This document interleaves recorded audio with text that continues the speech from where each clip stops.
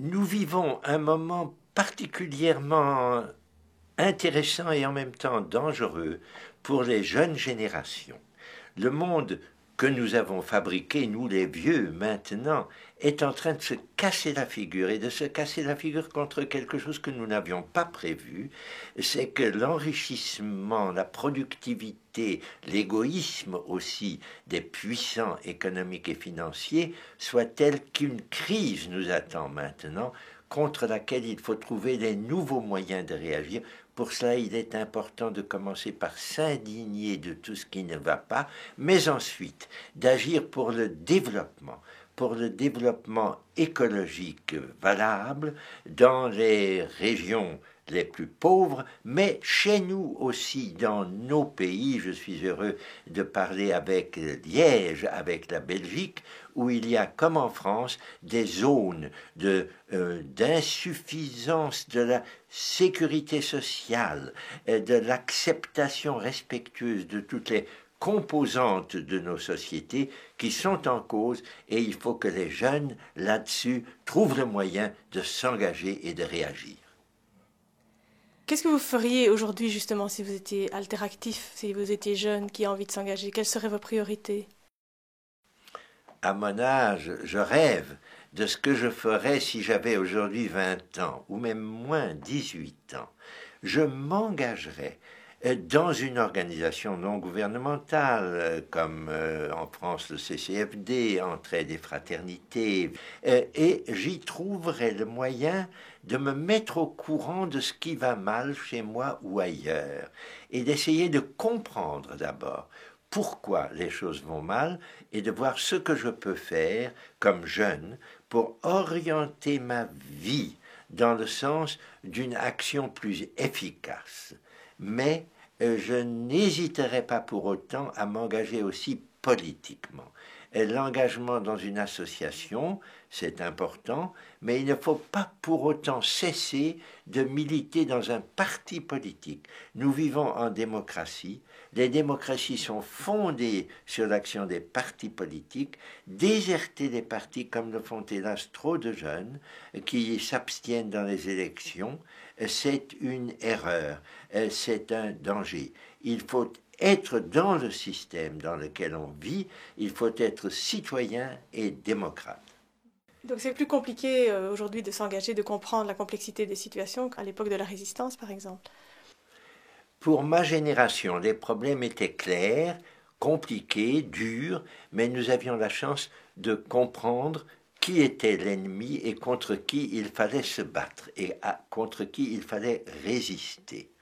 Quand je pense aux jeunes d'aujourd'hui, comme ceux qui travaillent dans Entraide et Fraternité, Vivre ensemble, je me dis que leur engagement est un peu plus complexe.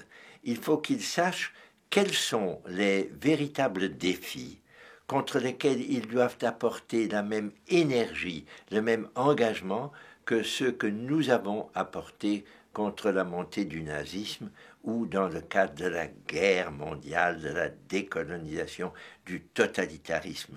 Aujourd'hui, les problèmes sont plus complexes, mais ils exigent la même détermination. Il faut d'abord comprendre ce qui nous menace, la terre détériorée, la pauvreté à côté d'une immense richesse, le terrorisme à cause de l'incompréhension des uns et des autres à l'égard de la différence des grandes cultures. Ce sont des problèmes nouveaux qui concernent la jeune génération et que cette jeune génération doit mieux comprendre et contre lesquels il faut qu'elle sache réagir. Quelles sont vos raisons d'espérer, les signes d'espérance que vous voyez aujourd'hui? On pourrait être découragé si on voit que beaucoup de problèmes ne sont toujours pas résolus. On pourrait être découragé par ce qui se passe dans un grand nombre de pays pauvres, mais il ne faut pas être découragé. Il faut se dire qu'il y a un renouvellement de la pensée. Il faut lire à cet égard le dernier livre d'Edgar Morin qui s'appelle La Voie, qui indique une voie à suivre. il faut avoir confiance dans les possibilités nouvelles que donnent aux jeunes les moyens de communication extraordinairement développés. Tout cela doit nous laisser confiants, nous donner une espérance vivante que je partage notamment avec les jeunes belges comme avec les jeunes français. Entraides et fraternités et vivre ensemble ont respectivement 50 ans et 40 ans. Quels vœux formuleriez-vous pour les années à venir pour les gens qui s'engagent dans nos deux associations? C'est maintenant que, célébrant un anniversaire, pensant aux longues années déjà vécues, et qu'il faut se dire qu'il y a une œuvre particulièrement importante à faire dans ce nouveau 21e siècle, dans ce siècle qui nous apporte des possibilités et qui vous apporte, vous les jeunes, d'entraides et fraternités et de vivre ensemble, la possibilité d'un engagement plus efficace que jamais dans les associations, dans les partis démocratiques, dans la société qui est à votre portée et qui vous attend.